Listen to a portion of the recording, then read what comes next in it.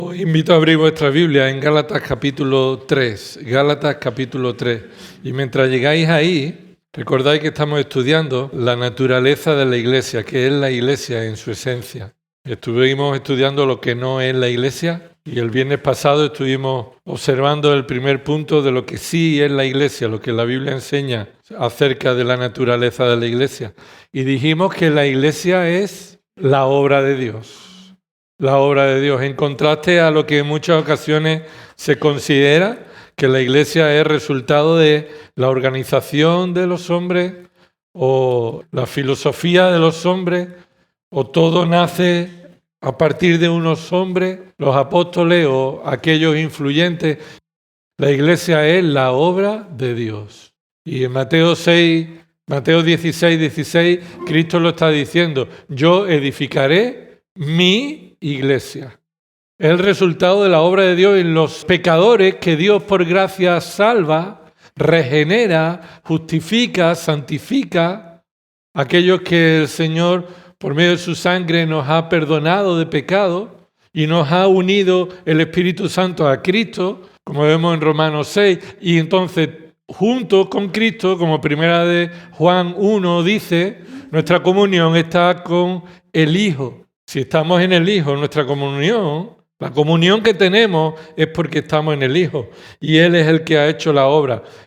Dios Padre, Dios Hijo, Dios Espíritu Santo es quien está obrando y el resultado es la Iglesia.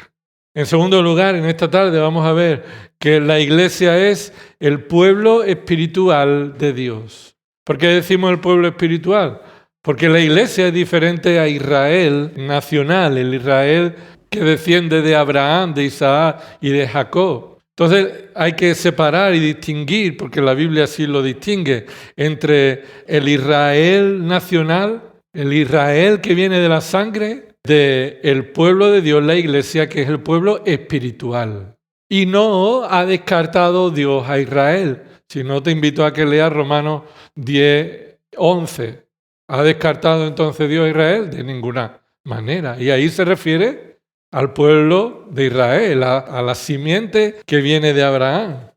Pero la Iglesia es el pueblo espiritual de Dios. Y vemos tres aspectos sobre esta verdad. El primer punto nos indica que la Iglesia es el pueblo espiritual de Dios, son el conjunto de redimidos por la sangre de Cristo.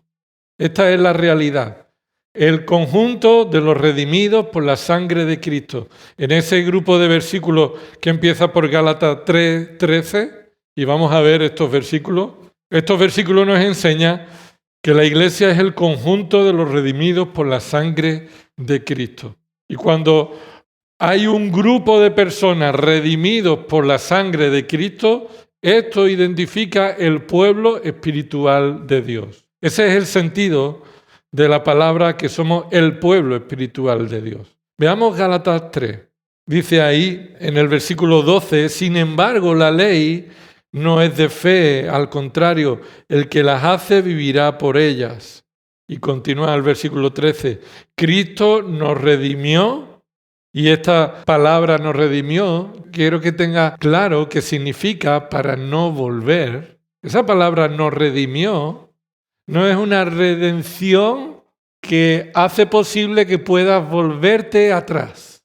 No, esa palabra redimió significa para no volver. Por tanto, Cristo nos redimió de la maldición de la ley, habiéndose hecho maldición por nosotros, porque escrito está: maldito todo el que cuelga de un madero. Y observa, a fin de que en Cristo Jesús la bendición de Abraham viniera a los gentiles para que recibiéramos la promesa del Espíritu Santo mediante la fe. Y observemos aquí unos detalles de este versículo que nos muestran cómo la Iglesia es el pueblo espiritual de Dios. En primer lugar, vemos que es Cristo quien hace la obra de la redención. Cristo actúa activamente sobre nosotros. Esa palabra nos redimió es una palabra exclusiva y excluyente. Esa palabra nos es una palabra exclusiva y excluyente. nos redimió es exclusiva porque se refiere a los redimidos. ¿Y quiénes son los redimidos? Los creyentes únicamente. Esa palabra no se refiere a la raza humana, se refiere a los redimidos, los creyentes, los escogidos por Dios. Entonces eso es específica, exclusiva para ellos y es excluyente. Cristo no murió en el lugar de todos los hombres, porque por medio de la muerte de Cristo, Él compró la redención. Entonces no es posible que Cristo muera por todos y ese pago redima a todos. Esa redención es una redención para los que Él ha redimido. Él ha actuado activamente para redimir. Y dice ahí, esa redención nos redimió de la maldición de la ley. Esa palabra, la maldición de la ley, significa las consecuencias del pecado. La maldición de la ley significa nos redimió de las consecuencias del pecado. Estar bajo las consecuencias de haber incumplido la ley. Por eso dice maldición, porque la palabra maldición significa las consecuencias de aquel que ha faltado la ley, ha incumplido la ley. Por eso nos lleva al punto de referencia que hace ahí Deuteronomio 21:23. Maldito todo aquel que es colgado de un madero. ¿Qué referencia es esa? Es una referencia a las consecuencias que caerían sobre el que incumple la ley. Esa es la maldición de la ley. Maldito el que incumple la ley y es colgado en un madero a consecuencia de su pecado. Y entonces lo que Cristo está diciendo es que Él nos ha redimido de las consecuencias, de la maldición, de la condenación en la que nosotros merecíamos. Y lo ha hecho por medio de hacerse Él el sustituto, haber ocupado nuestro lugar. Por eso la redención de Cristo en la cruz es particular. Es particular. Y Cristo murió y redimió a su pueblo. Y su pueblo es los redimidos de la sangre de Cristo, los que están aquí recibiendo esta carta, los que forman parte de la iglesia de Dios. Sin duda, Cristo también ha redimido a los creyentes del Antiguo Testamento por medio de su sangre. Claro que sí, no hay salvación fuera de la obra redentora de Cristo. Pero en este texto está mostrando que aquellos que pensaban en el Antiguo Testamento que eran redimidos por ser parte del pueblo, y este es el contexto de Gálatas, Pablo, movido por el Espíritu Santo, está trayendo la enseñanza de que ahora Dios, en este tiempo de la dispensación de su gracia, Dios ha mostrado por medio de la iglesia el misterio que estuvo escondido durante siglos. Que por medio de la obra redentora de Cristo, Dios también salvaría ¿a quién? A los gentiles. Como dice el versículo 14. ¿Para qué? ¿O a fin de qué? Versículo 14. En Cristo o por medio de Cristo, esa palabra en Cristo la puede sustituir por medio de, o a través de, o gracias a la bendición de Abraham. Y ves el contraste.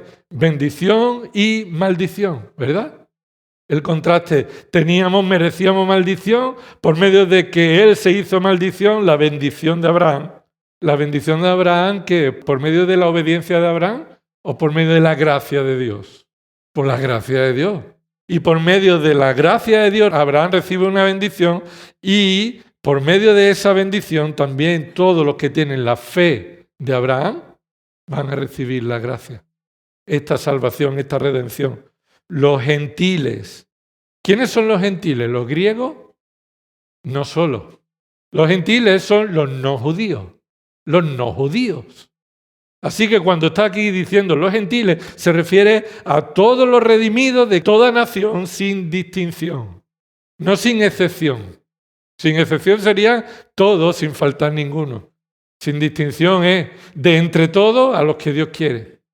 Sin que haya diferencia en ninguno de ellos por su origen, para que recibiéramos la promesa del Espíritu mediante la fe.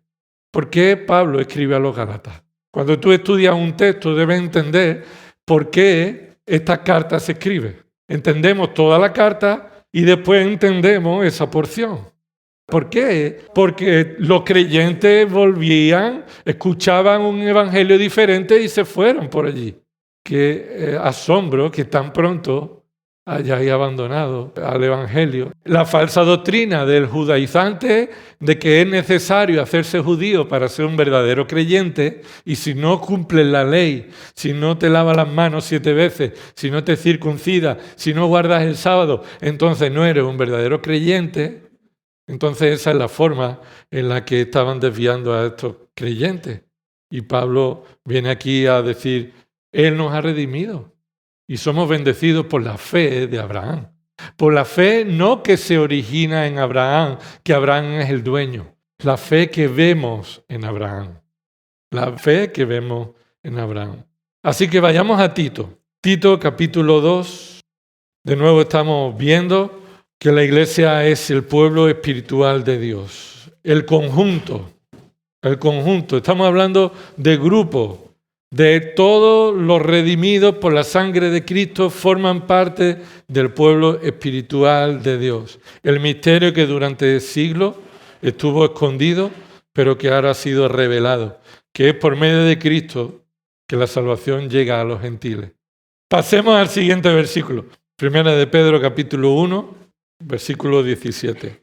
Y si invocáis como Padre a aquel que imparcialmente juzga según la obra de cada uno, conducíos en temor durante el tiempo de vuestra peregrinación, sabiendo que no fuisteis redimidos de vuestra vana manera de vivir, heredada de vuestros padres, con cosas perecederas como oro o plata. El punto aquí es que no habéis sido redimidos gracias a vosotros. No habéis alcanzado la redención por algo que estaba en vuestra mano, por algo que pudierais traer delante de Dios, ni por nada que sería valioso a vuestros ojos. Habéis sido redimidos, versículo 19, el contraste, sino con sangre preciosa. No está contrastando el oro y la plata, algo valioso, con algo que no es valioso. Y por eso Pedro vuelve a traer la idea de que la sangre es preciosa, es valiosa, es incomparable. Con la sangre preciosa como de un cordero, está la comparación, sin tacha y sin mancha. La sangre de Cristo. Cristo como un cordero que no tiene defecto, que es perfecto, que es sin pecado, Él derramó su sangre. Y dice el versículo 20, porque Él estaba preparado desde antes de la fundación del mundo, pero se ha manifestado en estos últimos tiempos por amor a vosotros, que por medio de Él sois creyentes en Dios, que le resucitó de entre los muertos y le dio gloria, de manera que vuestra fe y vuestra esperanza sean en Dios que resucitó a Cristo de los muertos, en Dios que fue quien murió en la cruz, en Dios quien fue quien redimió a un pueblo para sí mismo, y lo hizo por medio de la sangre de Cristo. Era imposible que el hombre pudiera crear la iglesia. Es imposible. La iglesia verdadera de Cristo no proviene de la obra del hombre, sino que la iglesia de Cristo es el pueblo espiritual de Dios, formado por el conjunto de los redimidos por la sangre de Cristo. En el segundo grupo de versículos puedes encontrar de nuevo un principio. ¿Qué significa que la iglesia sea el pueblo espiritual de Dios? Hemos dicho en primer lugar que es el conjunto de los redimidos por la sangre de Cristo. En segundo lugar, en el segundo grupo de versículos, que es el pueblo espiritual de Dios de toda nación. Cuando sabemos que la iglesia está formada por toda nación, esto es un énfasis que diferencia a la iglesia del pueblo étnico de Israel. La iglesia es el pueblo espiritual formado por los redimidos de toda nación. Hechos, capítulo 10. Acompáñame ahí a Hechos, en el capítulo 10, cuando vemos que un redimido, que ya no es judío, un tal Cornelio, y entonces Pedro sube al aposento arriba, al terrado dirían en aquel tiempo, y está allí y recibe una visión. y ve una sábana bajando con todo tipo de animales. ¿Recuerda eso? Y había ahí todo tipo de animales y decía, mata y come. ¿Y Pedro qué responde? No, yo no puedo comer de esto inmundo. Nada inmundo o impuro jamás comeré. Y entonces observa el versículo 15. De nuevo, por segunda vez, llegó a él una voz y le dijo, lo que Dios ha limpiado no lo llames tú impuro.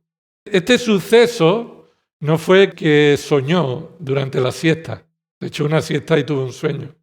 No, este suceso fue una revelación sobrenatural de Dios para prepararlo a lo que iba a suceder.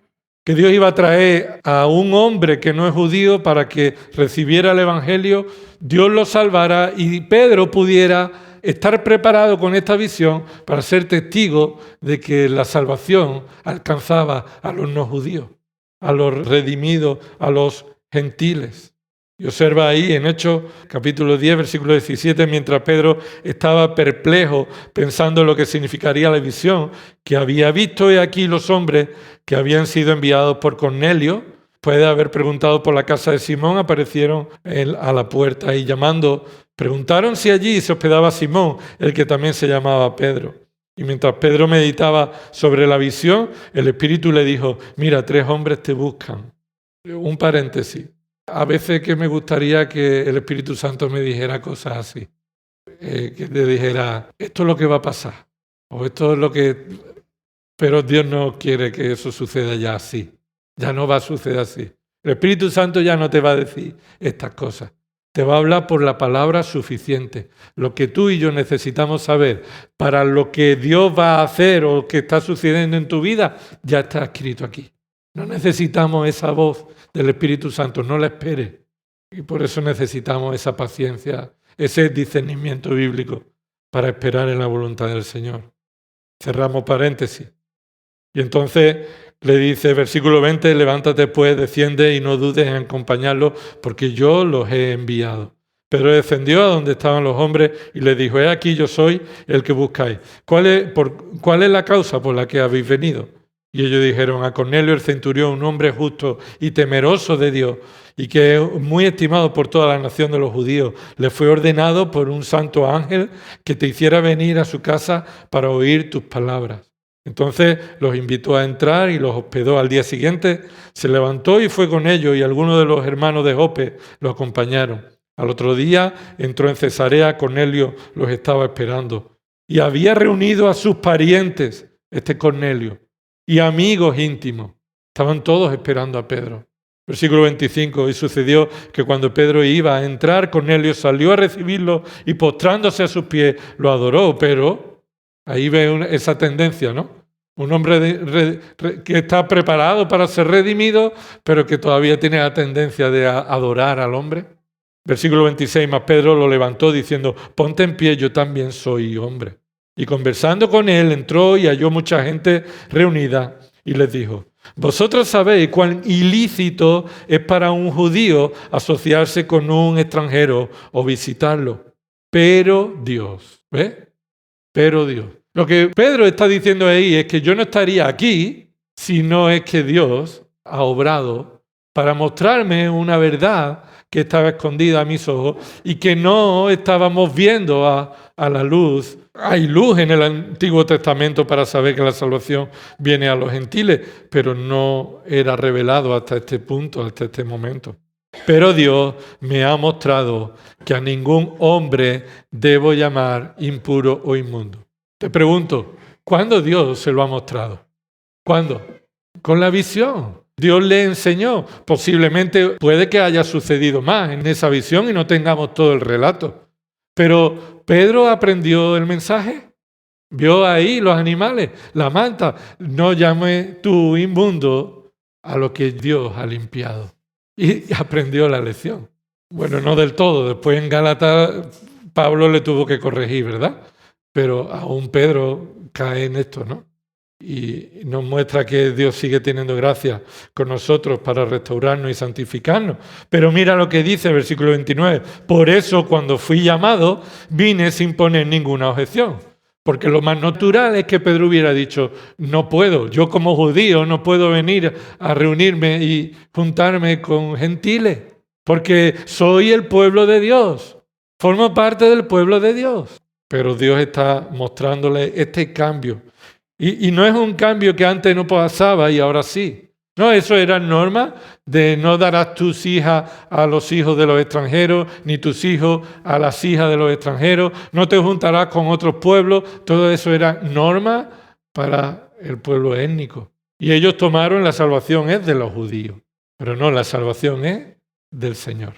Y entonces Pedro viene ahí y dice, yo no hubiera venido si no es Dios quien me ha enseñado que no puedo llamar impuro o inmundo a ningún hombre. Entonces preguntó, pues, ¿por qué causa me habéis enviado a llamar? Versículo 30, y Cornelio dijo, a esta misma hora, hace 4 días, estaba yo orando en mi casa a la hora 9, y aquí un hombre con vestidura resplandeciente se puso delante de mí y dijo, Cornelio, tu oración ha sido oída, y tus obras de caridad han sido recordadas delante de Dios. Y continúa diciendo, versículo 32, envía pues a Jope y a llamar a Simón, que también se llama Pedro, él está hospedado en la casa de Simón, el curtidor, junto al mar. Esto no se buscó en Google, ¿eh? No se sabía dónde estaba Pedro. El Señor sí, el Espíritu Santo sí, y en aquella época, fíjate qué difícil sería encontrar a alguien, ¿no? Pero mandó y lo llevó hasta donde estaban. Y entonces dice el versículo 33, por tanto envié por ti al instante y has hecho bien en venir. Ahora pues, todos nosotros estamos aquí presentes delante de Dios para oír todo lo que el Señor te ha mandado. Qué precioso es esto, ¿eh? No dice, estamos todos aquí delante de ti para ver lo que tú nos vas a enseñar. Estamos aquí delante de Dios para ver lo que el Señor te ha mandado. Entonces Pedro, abriendo la boca, dijo, ciertamente ahora entiendo que Dios no hace acepción de personas. Entonces, ¿qué significa? Que todavía no estaba llegando a entenderlo. Pedro había visto la visión, tenía estos principios, había entendido la enseñanza, la verdad, lo que Dios purifica, tú no lo llames inmundo. Pero aún al ver el testimonio de Cornelio y cómo Dios estaba obrando, dice, ciertamente ahora entiendo que Dios no hace acepción de personas, sino que en toda nación el que le teme y hace lo justo le es acepto. Y de nuevo, hermano, no aislemos esta frase del resto de la Biblia. Dios no acepta a la persona por medio de sus obras de caridad, por medio de su piedad, por medio de lo que ellos hagan. El temor viene por medio del Espíritu Santo y las obras de justicia son el resultado de la salvación. Eso es lo que sucede. Y Dios no acepta a nadie que no sea declarado justo con la justicia perfecta de Cristo. Eso es así, no hay salvación por medio de obras humanas. Versículo 36, el mensaje que Él envió a los hijos de Israel predicando paz por medio de Jesucristo, que Él es Señor de todos. ¿Quién es Señor de todos? Cristo. Por medio de Cristo, Él es Señor de todo. Así que Dios va a salvar de toda nación a los que Él ha escogido salvar por gracia. Versículo 37. Vosotros mismos sabéis lo que ocurrió en toda Judea, comenzando desde Galilea, después del bautismo que Juan predicó. Vosotros sabéis cómo Dios ungió a Jesús de Nazaret con el Espíritu Santo y con poder, el cual anduvo haciendo bien y sanando a todos los oprimidos por el diablo, porque Dios estaba con él. Y nosotros somos testigos de todas las cosas que hizo en la tierra de los judíos y en Jerusalén. Y también le dieron muerte colgándole en una cruz. A este Dios le resucitó al tercer día e hizo que se manifestara no a todo el pueblo, sino a los testigos que fueron escogidos de antemano por Dios, es decir, a nosotros que comimos y bebimos con Él después que resucitó de los muertos. Esto es, Cristo resucitó y se apareció no a todo el pueblo. Él no se presentó como victorioso de la muerte a el pueblo de Israel. Se apareció a los que Dios escogió, los apóstoles y el grupo de los que estaban con Cristo y comieron y bebieron con Él. Versículo 42. Y nos mandó predicar al pueblo y testificar con toda solemnidad que este Jesús es el que Dios ha designado como juez de los vivos y de los muertos. De este dan testimonio todos los profetas. Lo que quiere decir, esto concuerda con el Antiguo Testamento. De que por su nombre todo el que cree en él recibe el perdón de los pecados. Y si nos paráramos, aquí Pedro está predicando el Evangelio de Cristo, pero también poniendo el énfasis de que la obra de Cristo lleva a todo aquel. Y lo saca del pueblo de Israel y no lo excluye solamente a los judíos. Por eso observa, versículo 44, mientras Pedro aún hablaba estas palabras, el Espíritu Santo cayó sobre todos los que escuchaban el mensaje y todos los creyentes que eran de la circuncisión, que habían venido con Pedro. ¿Quiénes son esos? Versículo 23, lo hemos leído antes. Los hermanos de Jope lo acompañaron. ¿Por qué lo acompañaron? A ver, Pedro, ¿tú vas ahí a los gentiles? ¿Esto qué? ¿Cómo va? Aquí pasa algo, vamos contigo. Y eran creyentes de los de la circuncisión, los que defendían este principio, que era necesario circuncidarse para ser verdaderos creyentes. Y dice el versículo 45, y todos los creyentes que eran de la circuncisión, que habían venido con Pedro, se quedaron asombrados. Y la pregunta del texto es, ¿por qué se quedaron asombrados? La respuesta del texto es, porque el don del Espíritu Santo había sido derramado también sobre los gentiles. Pues les oían hablar en lengua y exaltar a Dios. Y hablar en lengua son idiomas, no son balbuceos de algo. Hablar en lengua son idiomas, que se identificaba con lo que sucedió en Pentecostés. Y lo que sucedió allí también está sucediendo aquí. Increíble que Dios está haciendo un pueblo espiritual de toda nación, que no hay distinción, que el Señor tiene una gracia que supera todas las fronteras, todos los horizontes, todas las distinciones que los humanos hacemos. Mira en el capítulo 18:9, y por medio de una visión, durante la noche, el Señor dijo a Pablo, no temas, sigue hablando y no calles. De nuevo, que me gustaría que Dios nos diera estos mensajes directos, pero no quiere. El Señor no quiere. El Señor quiere que dependamos en oración, que dependamos de su palabra, que esperemos. Esperar en el Señor y esperar su voluntad. No que haga la nuestra. Yo sé que Dios puede hacer eso, pero ¿y si no quiere hacerlo? Él es soberano. Pero Él no nos va a mandar un correo ni nos va a decir esto. Él nos está hablando por su palabra. ¿Qué debemos hacer en cada momento? Versículo 10. Porque yo estoy contigo. Ese es el fundamento de no temer. ¿Por qué Dios le dice a Pablo, no temas? ¿Por qué? ¿Porque todo se va a solucionar? No, dice, no temas. Yo estoy contigo. Esa es la razón en la que nuestro corazón debe descansar en la paz y sin temor. Y dice, y nadie te atacará para hacerte daño. Esto es una promesa para ti y para mí, ¿verdad? Nadie te va a atacar, nunca te van a hacer daño, ¿sí o no? Estoy haciendo una prueba irónica. No, no es posible. Esto no es un mandato para todos los creyentes. Muchos han sido atacados y morirán y han muerto. Esta era una promesa para Pablo allí. Pero la realidad que sí tenemos todos los creyentes es que yo estoy contigo. Y aunque te maten, que dice Romanos 8, nadie ni nada nos podrá separar del amor de Dios que en Cristo Jesús.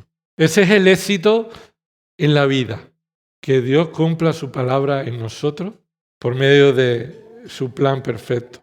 Y dice, nadie te hará daño porque yo tengo mucho pueblo en esta ciudad. ¿Qué ciudad es esta? Corinto. Y Corinto, Dios, el Señor, nos está diciendo, aquí hay muchos judíos que voy a salvar de entre los gentiles, ¿no? Está diciendo, en esta ciudad yo tengo mucho pueblo. Yo tengo mucho pueblo. ¿Y esa a qué se refiere? ¿Al pueblo étnico judío? No. Se refiere al pueblo espiritual. Así que el Señor Jesús está hablándole acerca de los redimidos que va a salvar de los gentiles en Corinto y no son judíos, pero los llama, ¿cómo los llama? Pueblo, son pueblo. Y no es que ha cambiado el pueblo de Israel étnico por la iglesia, no. El pueblo de Israel étnico está en el plan de Dios. La iglesia es el pueblo espiritual de Dios. ¿Y sabes qué? No sufra por pensar que alguien murió y no tuviste oportunidad de predicarle el evangelio y por eso se pierde. Porque Dios no permite que ninguno de los suyos se pierda. Dios ha escogido un número concreto de personas para salvar. Él lo sabe y los va a salvar. Y este es un ejemplo. Y Pablo se iría de esa ciudad, pero el Señor le dice, quédate ahí, yo estoy contigo, te voy a proteger, porque por medio de ti, por medio de la predicación, aquí hay mucho pueblo que yo voy a salvar, dice Dios, por medio de la predicación. Versículo 11, y se quedó allí 1 año y 6 meses enseñando la palabra de Dios entre ellos. La iglesia es el pueblo espiritual que Dios ha redimido de toda nación. Y eso lo vemos en Apocalipsis 5:9 y en Efesios 2:13. Apocalipsis 5:9 y Efesios 2:13. En Apocalipsis 5:9 está recalcando que ha visto una multitud de redimidos de toda tribu, lengua, pueblo y nación.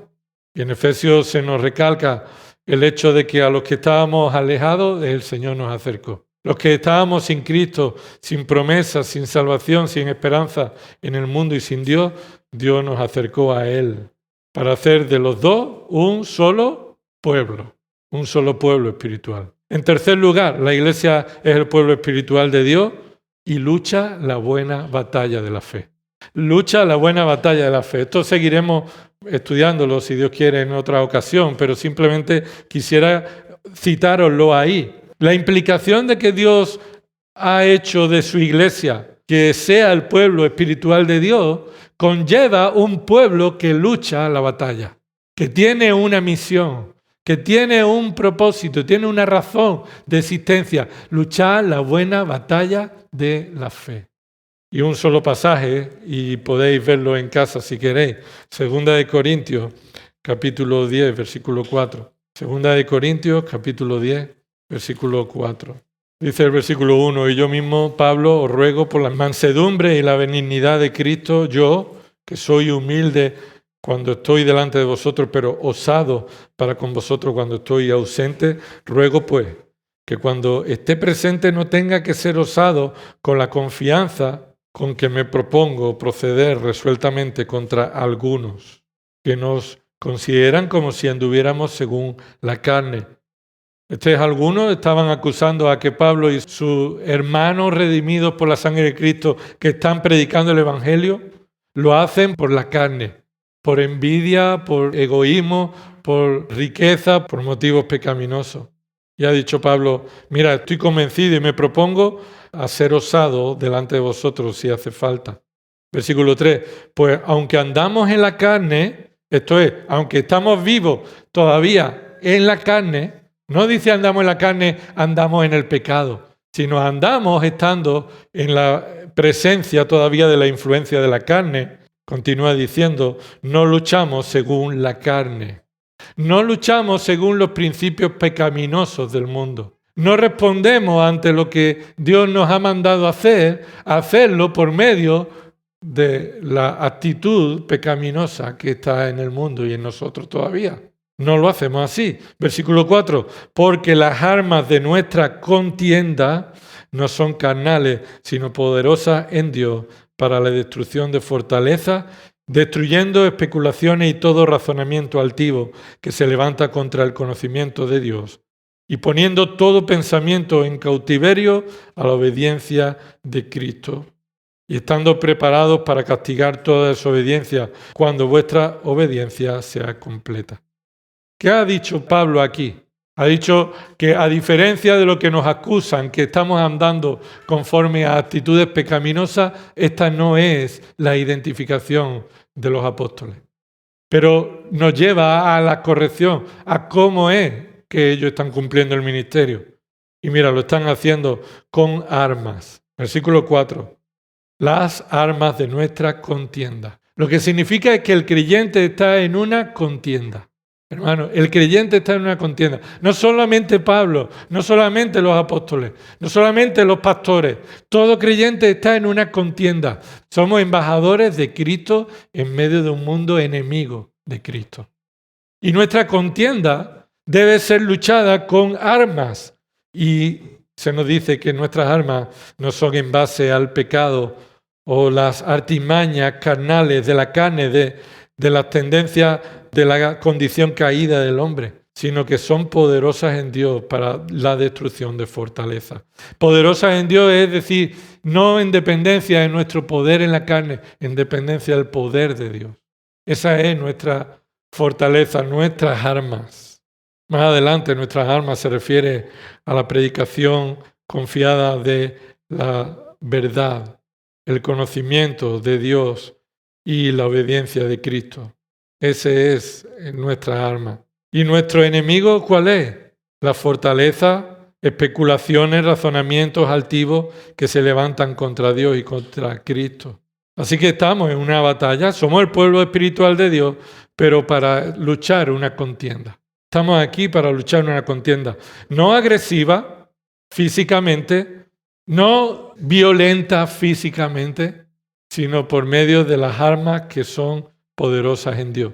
Y ese es el poder de Dios, está en el Evangelio de Cristo. La palabra de Dios, el poder, es el arma. Recuerda Efesios 6, ¿no? La armadura de Cristo. Todos son elementos de una armadura para protegerte. Solamente un elemento era de ataque. ¿Cuál es? La espada, que es la palabra de Dios. La palabra de Dios. Vamos a orar. Señor, te damos gracias porque somos pueblo tuyo. Tú nos has redimido por la sangre de Cristo. Señor, no importa qué nación seamos, lo lejos que estemos, tú vas a salvar a tus escogidos. Señor, sea donde sea que estén, por medio de la predicación del Evangelio.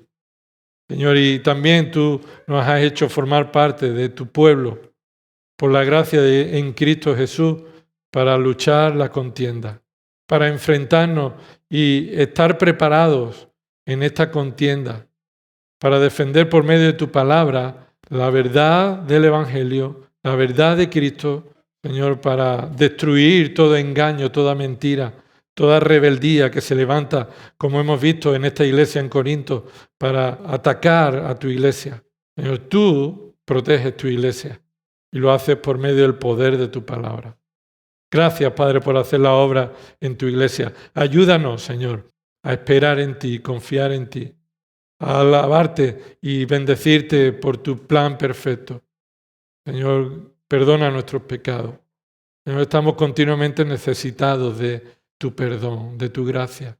Señor, queremos rogarte, Padre, que en todo lo que sucede en nuestras vidas, Señor, nuestro deseo sea ser agradables a ti, hacer lo que te agrada, Señor, ser como Cristo. En el nombre de Jesús. Amén.